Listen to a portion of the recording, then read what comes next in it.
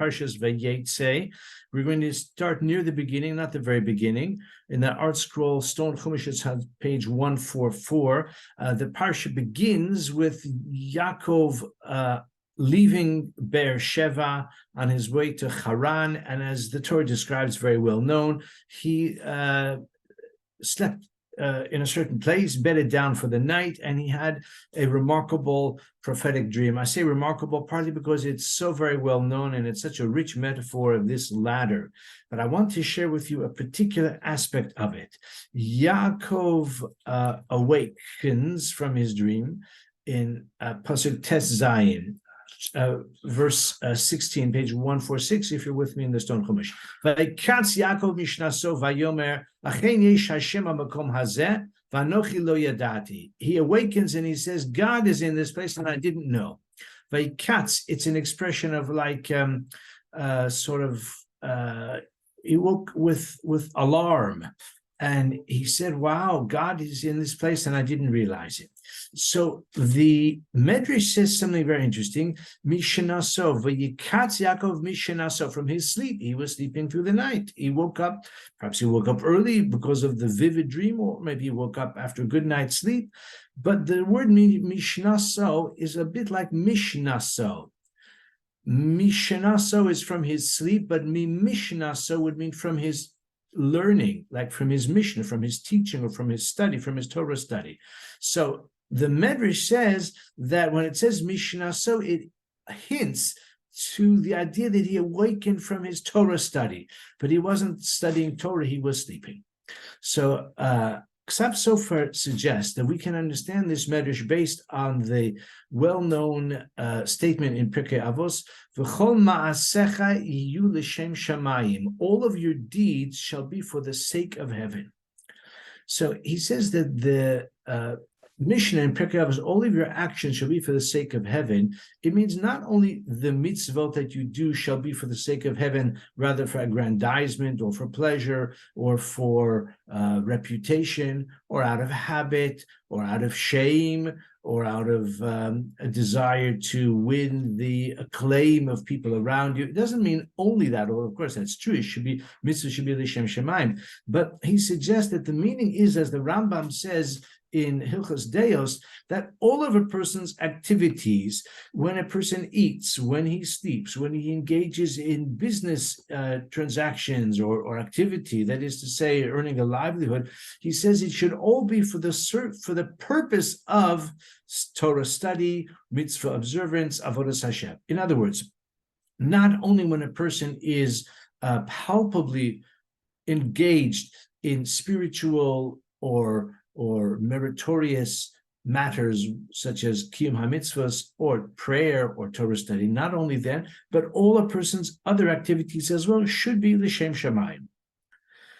And that, if that is the case, so the Rambam means to say that when a person lies down to sleep, he should not have intention that I want to sleep because I'm so tired, even though, of course, that is a natural motivation, but rather he should sleep for the recognition that if he doesn't sleep, he won't be able to have the energy to serve Hashem. I mean, you can think about it in pretty practical terms. I'm speaking for myself. I am a night owl, and I have always been. And going to sleep at night, I once heard that George Bernard Shaw said there are two things which I don't like to do and which I must do. One is going to bed at night, another is waking up in the morning. I'm the same way. I normally have to, compel myself to go to bed because I'm a night owl. In the morning, I definitely have to compel myself to wake up. My point is that a person should feel should recognize that the necessity of getting rest is so that he will be healthy, so that he will have the energy, so that he'll have the frame of mind, he'll have the productivity in order to serve Hashem. And he suggests, Ksav Sofer suggests, to go back now to our Medrash that says when he woke up from his sleep, it's as if he woke up from his learning. So he says the Gemara in Chulin tells us, Malachei Elokim Olim v'Yardim Bo, one of the very well-known phrases in all of the Torah, that he beheld the ladder, and in his dream he saw angels of God that Olim were going up v'Yardim Bo. So the Gemara says that these malachim that were going up and down, when they came down from heaven, they saw that Yaakov was sleeping. He's sleeping. And the Gemara says, Bo l'sakune bo. They wanted to harm him. They wanted to endanger him. Rashi on the Gemara in Chulin says, they were sort of tempted, or they felt the righteous indignation. They wanted to harm Yaakov. Why? Because they found him sleeping. He's supposed to be so righteous. He's supposed to be the servant of God. According to Rashi, actually, in his time in studying in the yeshiva of Shem Ve'er, he never slept at all. But now he's sleeping. He's sleeping on the job. So the Malachim wanted to harm him because of that. But then it says, Hashem nitzav alav. God is standing above him. Rashi says, l'shamro, to protect him from the righteous indignation of the angels who wanted to harm Yaakov for sleeping on the job. But Hashem was there to protect him because Hashem was able to see into his motivation, matzpune libo, that his kavanah, his intent was the Shem Shamayim. So Ksav Sofer says that's what the Medrash means when it says V'ikatz Yaakov mishnaso, from his sleep, from his Torah study. Of course, he wasn't studying Torah when he was sleeping, but he was sleeping for the purpose of Torah study, which is a code word for the service of Hashem generally. And then he adds on. Ksav Sofer writes it elsewhere in a tshuva, elsewhere in his responsa. So he elaborates on this theme in a responsa as well. And there he says that this is why what I want to tell you now, that he says in the tshuva is in a midrashic vein. It's included in this responsum, but it is consistent with this drash that he's presenting here on this passage. He says, with this we can understand why it is that the tzaddikim, the righteous, are likened to stars. So maybe in a number of different ways, they're lofty, they're exalted, they're celestial, they are a source of light, and in other ways. But he says they are likened to the righteous because some stars, sometimes they're visible and sometimes not. When the sky is clear and it's a night sky, you can see lots of stars. But if it's cloudy, you can't see the stars. If it's daytime, you certainly can't see the stars. And even the stars themselves, they can move throughout the horizon in the course of the year, and depending on where you are in the globe as well. But even, as I say, day by day or season by season, different stars appear in different places. Some may be visible and others not. He says tzaddikim are like that as well. It means that sometimes the tzaddikim occupy themselves with eating, with drinking, with sleeping, with worldly matters, even with maybe some relaxation activities, maybe some exercise, maybe activities which are of a recreational nature. And when the tzaddikim are doing those things, you don't necessarily see their righteousness. You don't see their Torah brilliance. You don't see their acts of chesed or kindness or concern for the Jewish people, because they're looking after their own needs, or they're just involved in activities which are quite quotidian. He says this is the nature of the tzaddikim. Sometimes their righteousness is evident and on display, but even when they are not involved with activities which are overtly matters of avodas Hashem, all the other things they do are for the purpose of the service of Hashem. And he says this is like a star, that actually the star is always shining, is always twinkling, if you like, however sophisticated you want to get from an astronomical standpoint. The stars are always there, but they're not always visible. In the same way, a tzaddik is always serving Hashem, even though at times he may be doing something at this moment, which, as we say, is just the same sort of activity that every person will do, but he does it l'shem shamayim.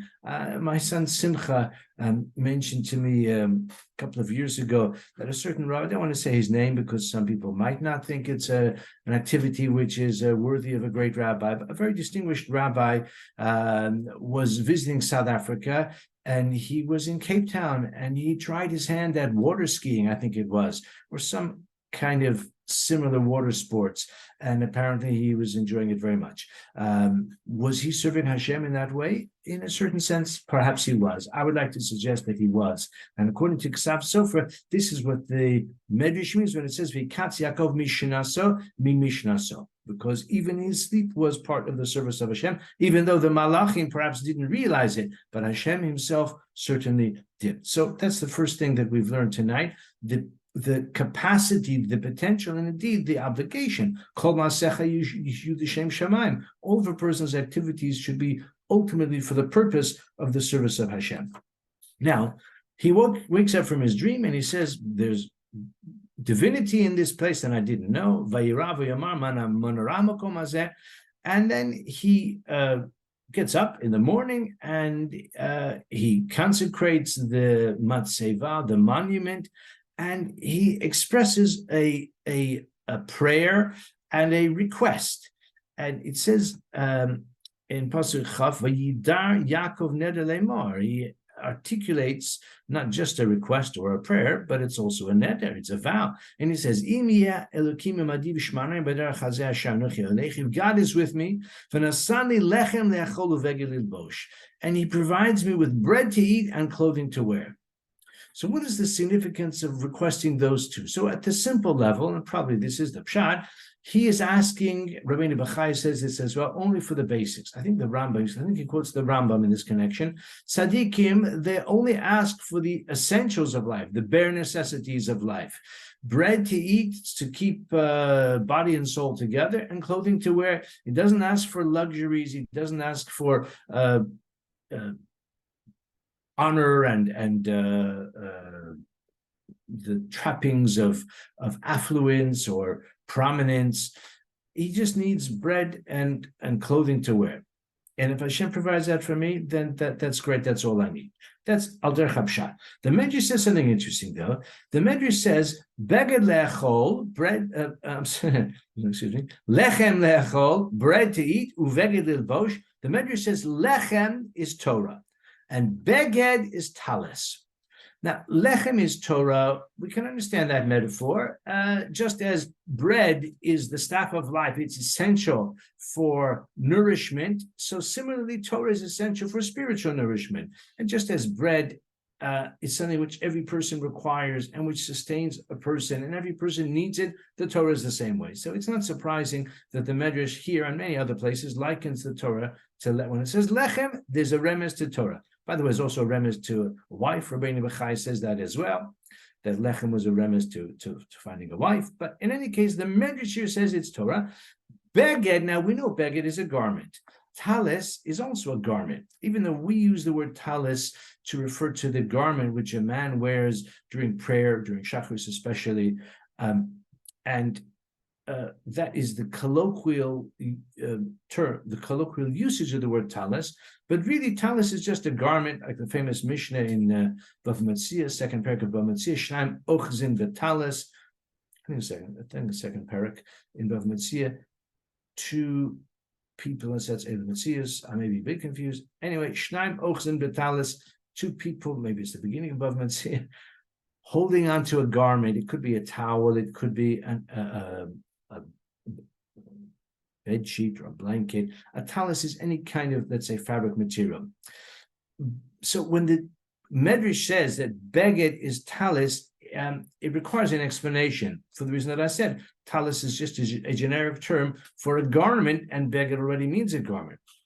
So because of that question, the commentaries on the Medrash say, the Yifas Toar says Chaluka, Yifei Torah says Chaluka derabanan. The talis, it means the garment of a Talmid Chacham. In those days, as nowadays, a Talmid Chacham would wear sometimes a distinctive garment. It was called Chaluka derabanan. It would normally be a long coat, a distinguished coat. There are some rabbis who dress that way nowadays, perhaps. A lot of people in certain circles dress that way, but it is a distinctive garment associated with the sages. So it seems to mean that when he says lechem, he means, the Medrash says, when he says lechem, he means Torah. When he says beged, he means I would like to be worthy of a garment associated with the Talmid Chacham. But it's still a little bit superficial. It also slightly undermines what we just said, that Yaakov doesn't ask for a great, distinguished trappings of affluence or prestige. And now it seems, according to this understanding, is asking for Chalukah D'Rabbanan. Ksav Sofer has a different explanation, which I find really insightful. The Gemara says, Talmid Chacham mahapich chaluko. A Talmid Chacham turns his garment inside out. What does that mean? So Rashi says that it means that if he's wearing a garment, now it doesn't necessarily work with the garments that we may have nowadays, although probably, I'll leave it for your consideration. It could be practical as well. The explanation is, if his garment is turned inside out, so he corrects it. He doesn't walk around with a garment with the stitches showing on the outside. I'm not wearing a jumper right now. Sometimes I do in the winter. A jumper, you can wear it inside out easily. And if you're not careful, if you're not astute, you might do so inadvertently. And maybe some people don't even mind if they wear it inside out. They don't care. The Talmid Chacham is more alert, more sensitive to his appearance, and he doesn't wear a garment which is soiled. He doesn't wear a garment which is inside out. There are some garments, probably a shirt could be worn inside out. Again, if you're not astute, certainly an undershirt could. Other garments as well could be worn inside out. The Talmid Chacham doesn't do that. Okay, maybe a garment which is not visible, to the onlooker, perhaps it doesn't matter, but he is conscious of the way he dresses and the way he looks. That's the pshat in the Gemara. That's the simple understanding in the Gemara, that the Talmid Chacham, if he's wearing his garment inside out, he reverses it, so it's in the proper form.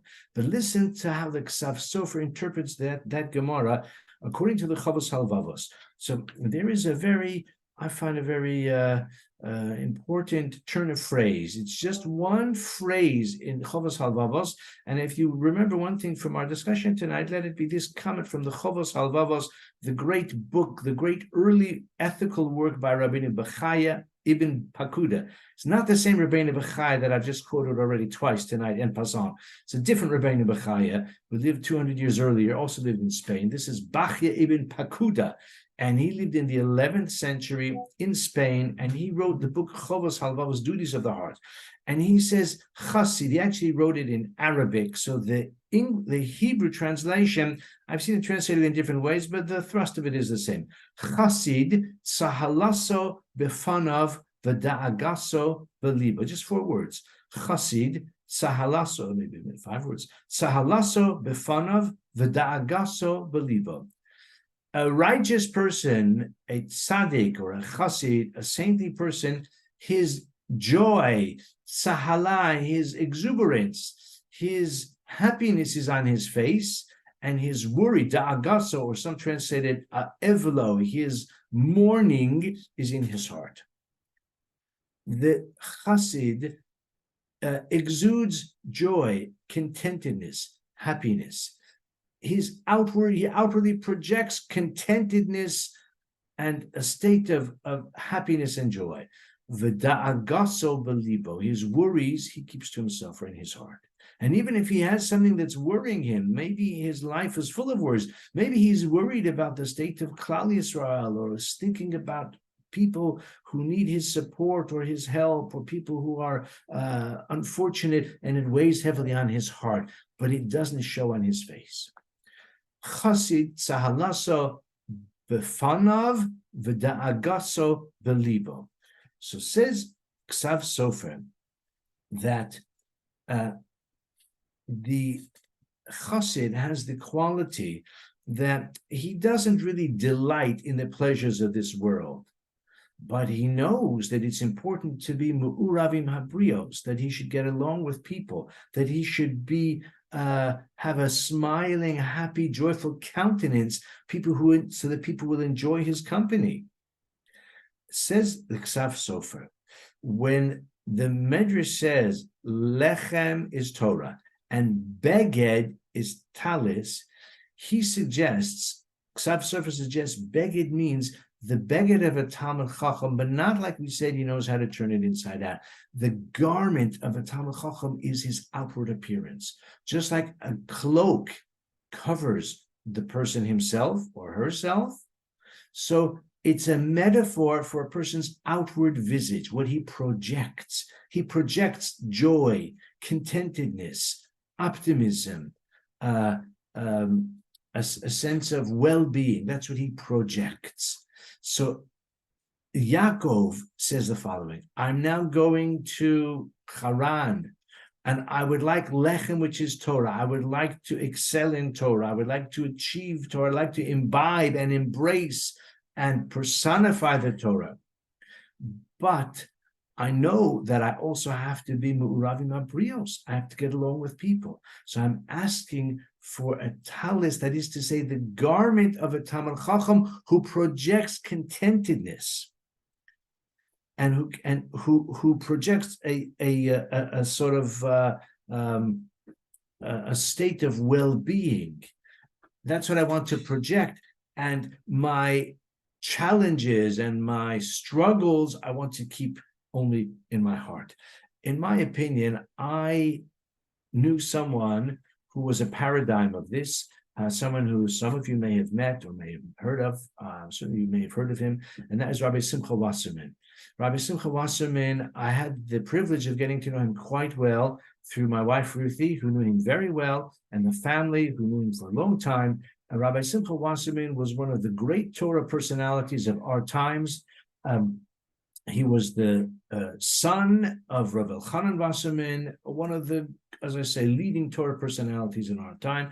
He survived the Holocaust with a lot of travail. He had a lot of suffering in his life. His parents were murdered in the Holocaust. Most of his family, his friends, his students, his colleagues, they were all murdered in the Holocaust. He came to America with very limited resources, not just financial resources, but in other respects as well. He didn't speak the language, and he wasn't proficient in the matters of business or commerce, but he had great determination, and he bestowed great blessing on the Jewish people. And he had no children for all of his married life, which was about 60 years of marriage. He had no children. And besides that, he had to spend most of his time, or a lot of his time, fundraising, which was something which he did not enjoy at all. But he always had a smile. When he would speak publicly, and he would have such a smile on his face, and people would think, is there something humorous which he said, which I missed? Or, why is he smiling at me? But he smiled at everyone. And I believe that Rabbi Wasserman was a manifestation of this teaching. Tzaddik, Chassid, Sahalasu b'fanav, his joy is on his face, v'da'agasu b'libo, and his sadness is in his heart. So that is what Yaakov was asking for. He said, I'm going to Haran, and I need to be Murovim Abrios, but I don't want to be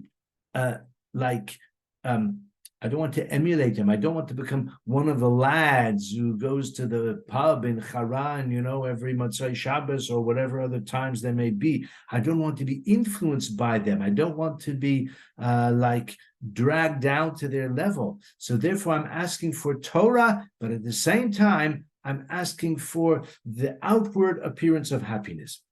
He adds on something which I think is very clever. I'll leave it for you to consider whether you think it is the pshat or maybe it's a drash.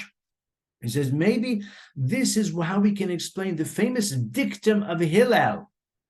The sage Hillel said in Pirkei Avos, Imani kan, hakol kan. If I am here, then everything is here. Everyone is here. Imani kan, hakol kan. Then he also said, Ukshani la'atzmi ma'ani. But if I'm for myself, what am I?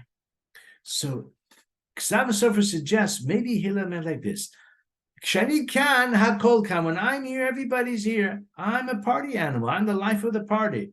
I'm witty. I'm engaging. I'm sympathetic. I'm charming. I'm charismatic.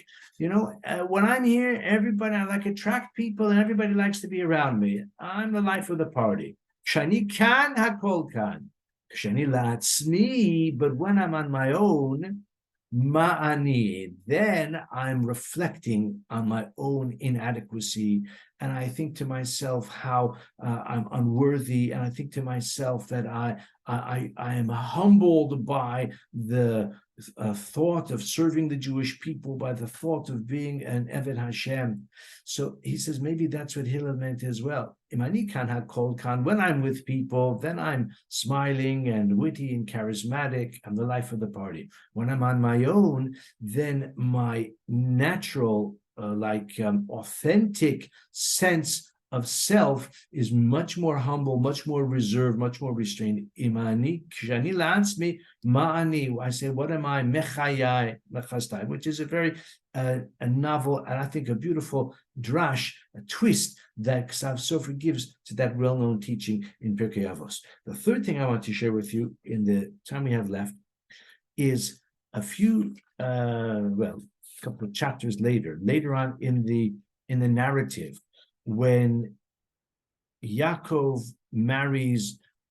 wants to marry Rachel, he ends up marrying Leah, and Leah bears him one son after another. Rachel, all of this time, is barren. So if you look at chapter 30, Vatera Rachel ki lo yalda leYaakov. It's on page 152 if you've got the Art Scroll Stone Chumash. Chapter 30. Vatera Rachel ki lo yalda leYaakov.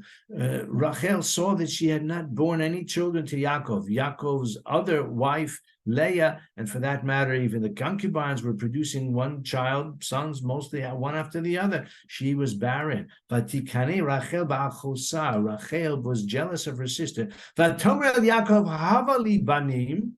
Give me children. V'im ayin meisa anochi. And if not, I'm going to die. She insists, she demands children from him. And Yaakov doesn't take kindly to her demand. He says, V'charaf Yaakov b'Rachel b'yom ha'tzachas Elokim anochi, Hashem anami mech privaten. Am I in place of God, who has withheld from you fruit of the womb?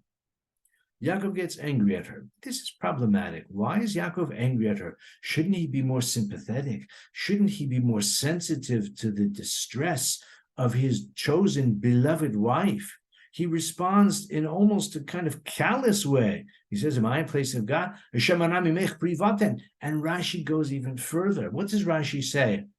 God has withheld from you. I've got children. I've got children from Leah, from Zilpah, from Bilhah. I've got lots of children. I've got lots of boys. I've got a whole football team for myself.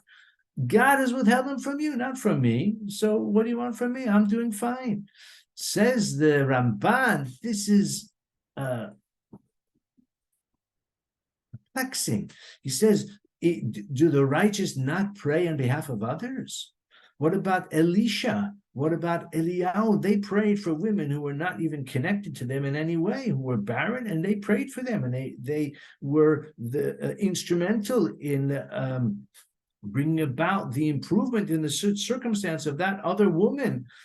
Surely Yaakov should have at least the compassion to pray for Rachel or to do something for Rachel, certainly not to rebuff her in that way. Very strange if you think about it. I'm sure you have thought about it. Says Ramban says tzadikim einam mispalin ba'ad acherim. So he explains as follows.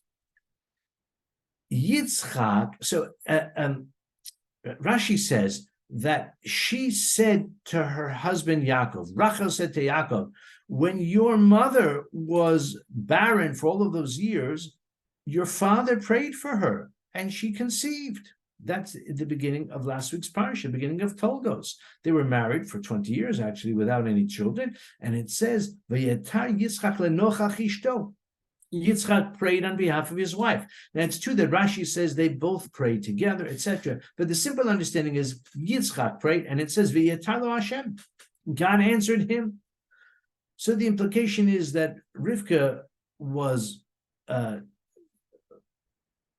subject of the prayer, meaning Yitzchak was praying lenochach ishto on behalf of Rivka, and Hashem answered his prayer. V'yetar lo Hashem. So Yaakov said to Rachel, yeah, my father didn't have any children, so he was praying, but I've got children. again, as we said, this is very difficult to understand. So listen what Ksav Sofer says about the Medrash. The Medrash says, Vaye'etar lo Hashem, the word Vaye'etar, ayin taf resh. Vaye'etar means like to be importuned or to respond to the importunings. Vaye'etar lo Hashem, that God like responded to the intercession, responded to the plea of Yitzchak. But the Medrash says Vaye'etar mitoch hitzpalel ba'osher, because the word atar, ayin, taf, resh, Vaye'etar, in Aramaic, you may know that the rule in Aramaic is that most of the time, a taf in Aramaic takes the place of a shin in Hebrew. So like the word shor, which means an ox, in Hebrew, in Aramaic, it's tor. And we find that in many, many words that the taf in Aramaic takes place of the shin in Hebrew. So the Medrash says, V'yatar lo, that Hashem responded to him from the word ashirus, wealth. Like Yitzchak was praying from a position of wealth. And what does it mean? So says the Ksav Sofer, we need to go back another generation. Abraham wanted a son. He was without any children. And then Hashem said, well, actually it was Sarah who enabled it to produce a son through Hagar.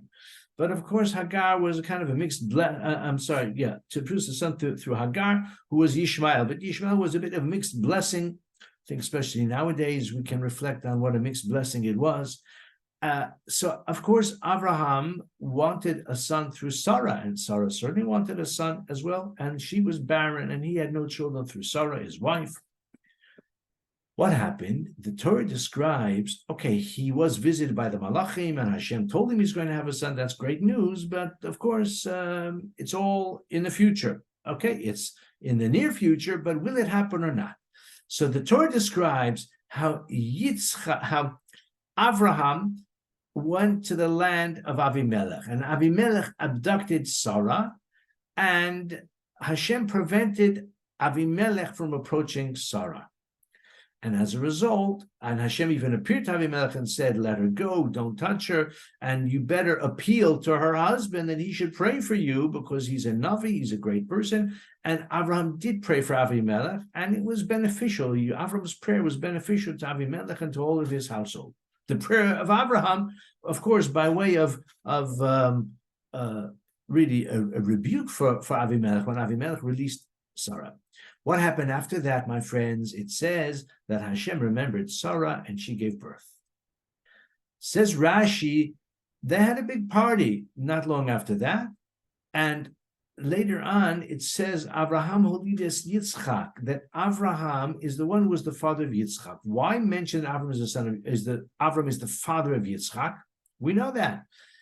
Vayetzei Hador, the scoffers of the generation, the jokesters said that Sarah became pregnant from Avimelech, not from Avram, because she was married to Avram for all those years when they were young, when they were middle-aged, when they were mature. So when there was no productivity. She spent one night in the palace with Avimelech, and now she's pregnant and she gave birth. So they said, this boy is not from Abraham. Abraham is past it, or he can't get it on with Sarah. Sarah must be pregnant from Avimelech. That's late Sanhedrin. So therefore, the visage, the appearance of this infant, Yitzchak, was just like Abraham, so that everybody could see this must be the son of Abraham, in order to refute the late Sanei Hador, the scoffers of the generation. Says the Chassam Sofer, Ksav Sofer quotes his father. It says a beautiful idea. This statement that the late Sanei Hador was saying that it was through Avimelech that Sarah became pregnant, there's some truth to it.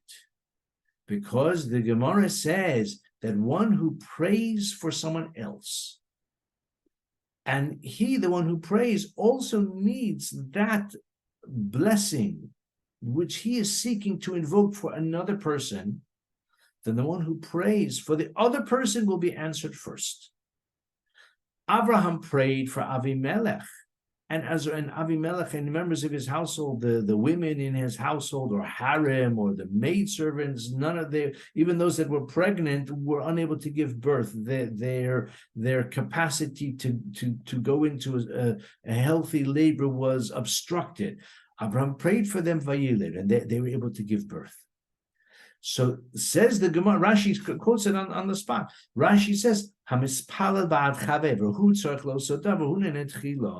because Abraham prayed for Avimelech, and Abraham also wanted to have a son, so Abraham's prayer for Avimelech was instrumental in Abraham's own wishes being fulfilled, which means that in an indirect way, Sarah did give birth through Avimelech, but not because he touched her, but in an indirect way, because of Abraham's prayer for Avimelech. That's why Sarah gave birth. Now, we put it all together. It says the Sofer, Yitzchak, Rivka wanted a son. Rivka was barren for all of those years, and she was unhappy about it. She was pining for a child. She said to her husband, Yitzchak, pray for me that I should have a child. So Yitzchak, in his own life, in his own worldview, he's sameach bechelko. Like it says in Mishnah, Pirkei Avos, Ezu Asher samech bechelko, who is wealthy, one who is happy with his lot. Yitzchak was contented with his circumstances. He doesn't have a child, okay.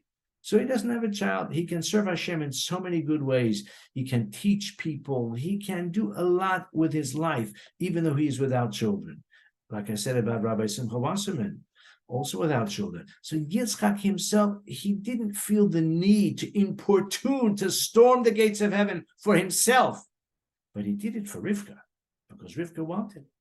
So since he also would like to have a child, but he wasn't praying on his own behalf, he was praying for Rivka. The pasuk says, Vayetar Yitzchak lenochach ishto. What's the in the beginning of Parasha's Toldos? It says, Vayetar Yitzchak Lashem lenochach ishto. He importuned God lenochach ishto on behalf of his wife. So therefore, Yaakov said to Rachel, my father Yitzchak, he didn't have a child, but he wasn't desperate to have a child for himself. But for Rivka, it was so meaningful. So therefore, he prayed that she should have a child. So according to the formula that Avraham was answered in his prayer for a child through Sarah, because he prayed for Avimelech, it worked for Yitzchak as well. He would like to have a son, but he wasn't praying on his own behalf. He was praying on the behalf of Rivka, because she was desperate for a son. So he prayed lenochach ishto on behalf of Rivka. That's why he was answered, and she conceived, etc. Says Yaakov to Rachel, the problem is that I've got children. So I'm not in a position of saying that I'm praying for someone else, and I also need that same thing. So therefore, I will be answered tchila first, in accordance with the formula, because I can't really say to Hashem, I'm desperate for a son, give me a son. I'm pleading with you for a child because I've got lots of children. So Hashem will say, hey, my friend, you're asking for something which is really, beyond the allocation for the average person. So therefore, I don't have the koach, I don't have that special impetus that there's something which I need for myself, but I'm praying for someone else, then I'll be answered first. So therefore, that's what Rachel was saying to him. Pray for me, because your father prayed for Rivka, for your mother, and she conceived, even twins. That's how you came into this world. So Yaakov said in response that it doesn't work for me, because I'm not like Hashem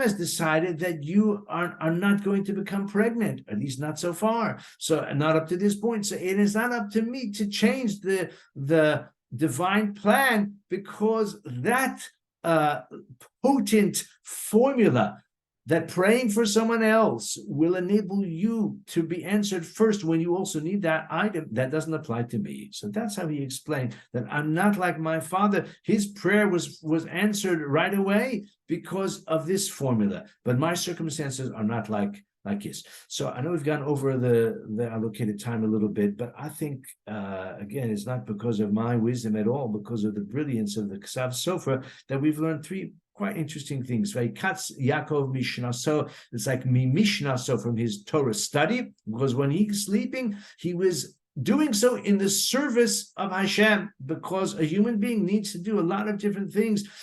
In order to be able to serve Hashem, he needs to do many activities which enable him to serve Hashem, even though they are not immediately in the category of Torah study, etc. Then we said, Lechem lechol uvegel lilbosh. Lechem means Torah, uvegel lilbosh means the garment of a Talmid Chacham, which is his visage, his appearance. He radiates joy and optimism and contentedness and encouragement. His worries are in his heart, but on his face he is joyful. And that's what Yaakov was saying. I'm going to Haran. I don't want to be